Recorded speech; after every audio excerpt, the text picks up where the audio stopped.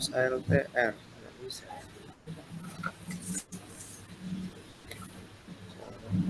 Coba ya. Oke, Pak Sarip bisa ngerekam nggak Pak Sarip? Sebentar Pak ya. Saya Saya bisa, tempat Pak. Pak Sarip dulu.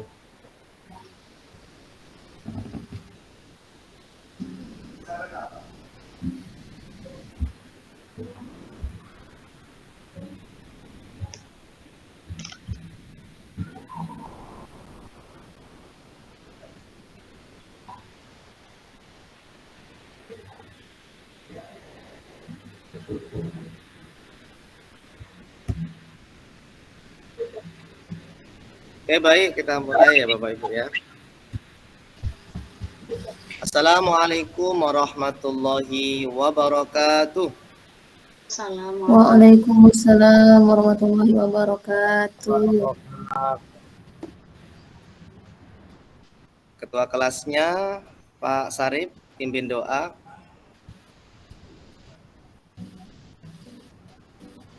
Silakan dipimpin. Bersiap. Tangan diangkat. Mari kita berdoa. Berdoa dimulai. Bismillahirrahmanirrahim. Rabbi zidni ilma warzuqni amin. Alhamdulillah kita telah berdoa karena di dalam agama Islam ad-du'a'u silahul mukminin ya. Doa itu adalah senjatanya orang-orang mukmin.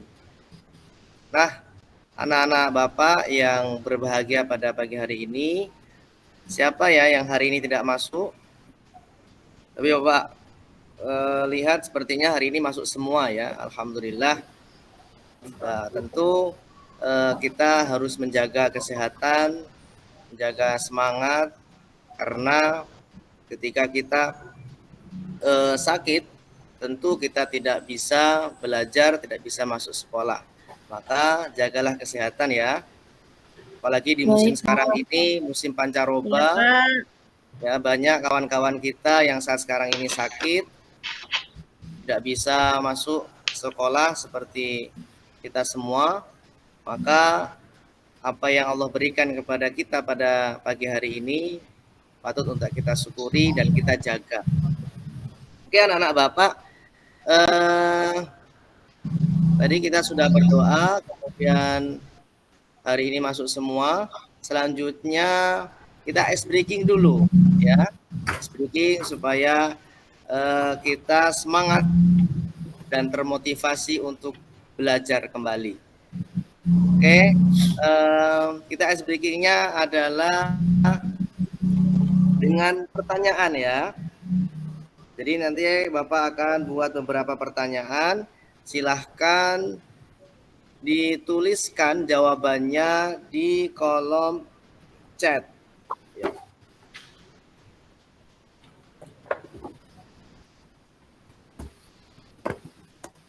Oke. Ya. Ini pertanyaan pertama. Jika gajah jadi ayam, harimau jadi ayam, ular jadi ayam, lalu ayam jadi apa ya? Nah, silakan bagi yang bisa tuliskan jawabannya di kolom chat. Nanti yang paling duluan menjawab akan Bapak kasih hadiah ya. Jika gajah jadi ayam, harimau jadi ayam, ular jadi ayam, lalu ayam jadi apa? Ya, siapa yang bisa?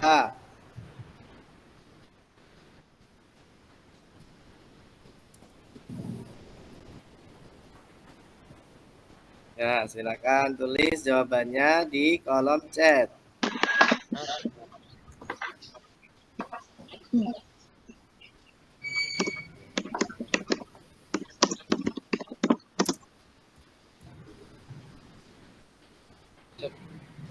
Ya, ayo.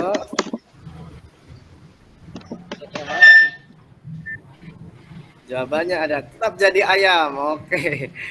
Ya, jawabannya adalah ayam jadi banyak ya. Jadi kalau ular jadi ayam, gajah jadi ayam, kecoa jadi ayam, tentu ayamnya jadi banyak. Pertanyaan yang kedua, oke. Aku punya sungai tanpa air, hutan tanpa pohon, kota tanpa bangunan. Siapakah aku? Ayo, aku punya sungai tanpa air, hutan tanpa pohon, kota tanpa bangunan. Siapakah aku?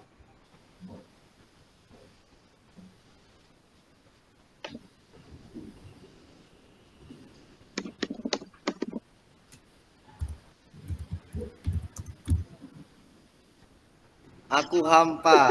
Oh, kurang tepat ya. Ayam, wih, ini ayam lagi. Ayamnya sudah lebih banyak. Ya, oke. Ada lagi? Apa Pak jawabannya? Oke, jawabannya adalah peta. Oh. Ya. Satu lagi ya, ini yang karena dari dua pertanyaan tadi belum ada yang jawab secara benar. Nah, ini pertanyaan yang terakhir ini, kalau ada yang bisa jawab nanti dapat hadiah ya. Pertanyaan yang ketiga. Bayangkan di depan Anda ada harimau yang siap menerkam, dan di depan Anda ada singa yang kelaparan. Bagaimana cara Anda lolos? Ya, ketika misalnya kita membayangkan ya, di depan kita ada harimau yang siap menerkam, dan ada singa yang lagi kelaparan, yang ingin memangsa orang. Nah, bagaimana cara kita lolos?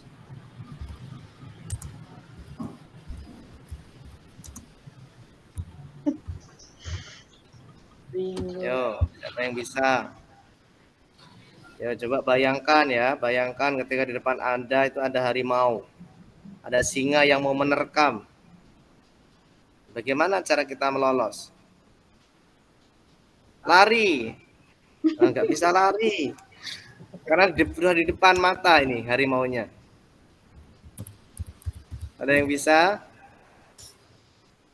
Pura-pura jadi patung.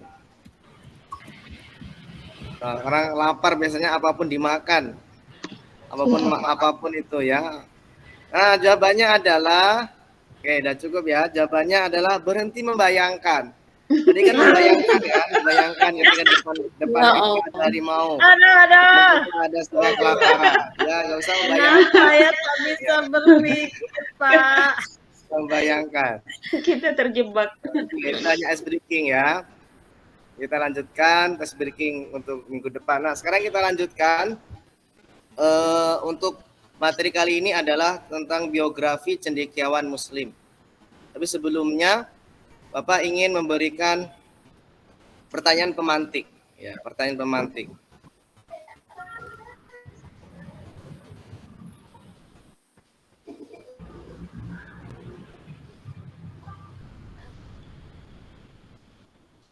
Pertanyaan pemantiknya adalah, ya, ini ya. Nah, silahkan anak-anak Bapak tulis di kolom chat sesuai dengan kemampuan yang atau wawasan yang sekarang diketahui. Yang pertama, mengapa menuntut ilmu dianggap sebagai kewajiban dalam Islam? Dan yang kedua, tahukah Anda ilmuwan Muslim yang sudah berjasa besar dalam peradaban umat manusia? Coba sebutkan salah satu, tuliskan di kolom chat. Yo, silakan. Ya, mengapa menurut ilmu itu dianggap sebagai kewajiban dalam Islam?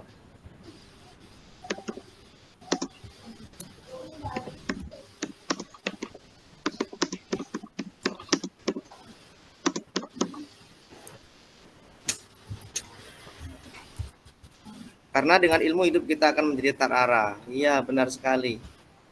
Kemudian ada lagi jawaban yang lain.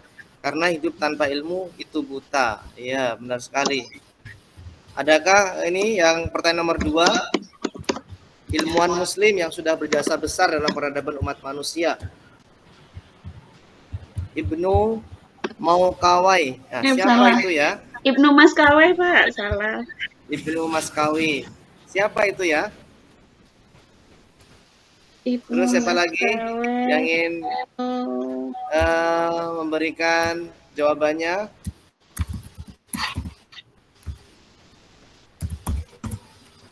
Oke ya. Nah, jadi untuk menjawab pertanyaan pemantik yang telah Bapak sebutkan tadi, mari kita simak bersama tentang beberapa ilmuwan muslim yang sudah berjasa besar pada peradaban manusia, bahkan sampai saat sekarang ini. Nah, ini ada beberapa cendekiawan muslim ya, yang sangat berjasa besar dalam bidangnya masing-masing, bahkan namanya itu sampai terkenal sampai saat sekarang ini. Yang pertama adalah Ibnu Sina. Siapakah itu Ibnu Sina? Ibnu Sina adalah bapak kedokteran modern. Ya. Kemudian lagi ada Al-Khawarizmi, ahli matematika, astronomi, dan juga ahli dalam bidang algoritma ya. Kemudian ada lagi Jabir bin Hayyan, ahli dalam bidang ilmu kimia, fisika, dan farmasi. Ada lagi Ibnu Khaldun, sejarawan dan sosiologi. Nah, berikut ini akan Bapak paparkan ya secara singkat tentang siapakah itu ilmuwan-ilmuwan yang sudah Bapak paparkan di slide ini. Yang pertama Ibnu Sina. Ya, Ibnu Sina itu merupakan salah satu ilmuwan muslim yang jasanya sangat besar sekali ya dalam dunia medis dan ilmu kedokteran. Jika anak-anak Bapak tahu etanol ya, tahu etanol, etanol itu penemunya adalah Bapak Ibnu Sina. Kemudian jika anak-anak Bapak tahu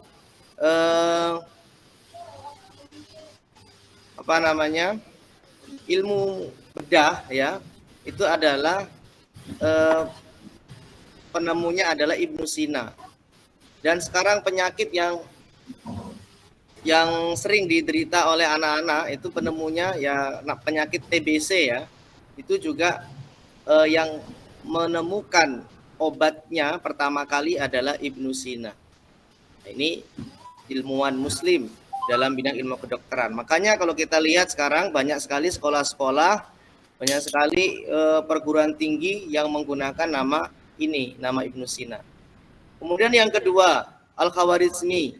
Nah, jika anak-anak Bapak tahu ya, sekarang kita menggunakan apa? Menggunakan WA ya, WhatsApp. Kita menggunakan YouTube, Instagram, dan menggunakan Google ya, dan lain sebagainya, itu kan menggunakan sistem algoritma. Tahukah siapa yang menemukan? Nah, ini Al-Khawarizmi. Ya, beliau adalah penemu angka 0. Ya, penemu sistem algoritma. Dan juga banyak sekali penemuan-penemuan yang ditemukan oleh beliau ini. Ada lagi Jabir bin Hayyan. Nah, ini bapak kimia ya. Jabir bin Hayyan dijuluki sebagai bapak kimia modern. Jika kita mengenal istilah H2O ya, O2, CO2, kemudian dan lain sebagainya yang berhubungan dengan unsur senyawa ya, itu penemunya adalah Jabir bin Hayyan ya, karena sebagai bapak kimia. Kemudian ada lagi Ibnu Khaldun. Ini seorang sejarawan dan ilmu dalam bidang sosiologi ya, ilmu tata negara. Kalau kita mengenal ada sistem monarki ya, sistem demokrasi, republik dan sebagainya, itu termasuk salah satu rujukannya adalah dari ilmuwan muslim yaitu yang bernama Ibnu Khaldun. Nah, ternyata banyak sekali ya ilmuwan-ilmuwan muslim ini yang berjasa besar dalam peradaban umat manusia bahkan sampai saat sekarang ini. Nah, selanjutnya ya Bapak akan membagi anak-anak Bapak menjadi beberapa kelompok. Ya, ini kan Bapak tunjukkan slide-nya tentang pembagian kelompok.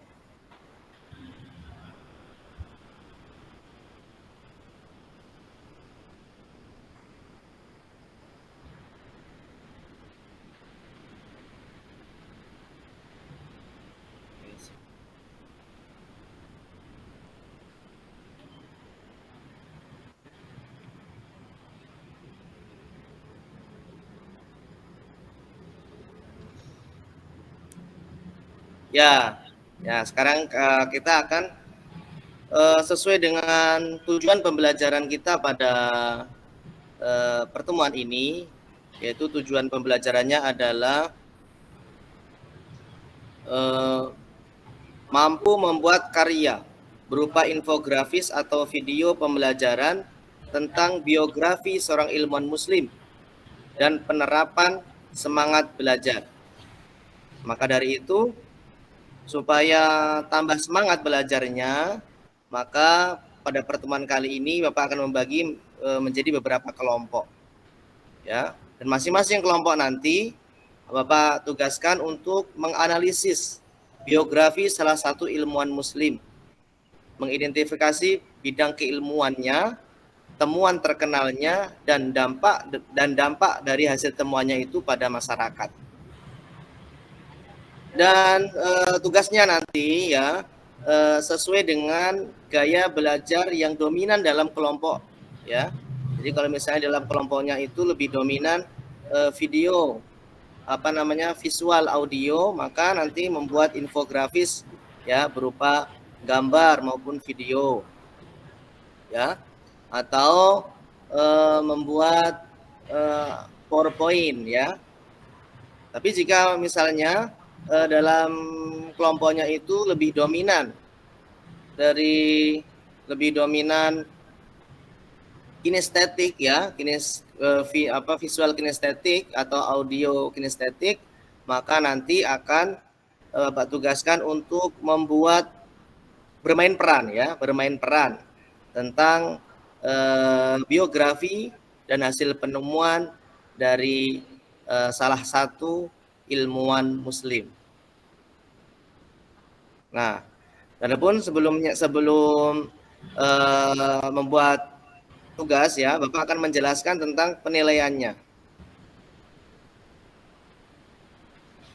Ya, jadi akan Bapak nilai yang pertama adalah dari kreativitasnya, ya, dalam membuat sebuah hasil karya, ya, dan kemudian cara menyampaikannya, ya, itu yang pertama. Kemudian penilaian yang kedua dalam diskusi kelompoknya, dalam hasil karyanya nanti akan Bapak nilai desainnya, ya, isi materinya dan ketepatannya. Kan terkadang desain itu tulisannya tidak terbaca, ya, sama audien. Nah, itu juga akan masuk penilaian.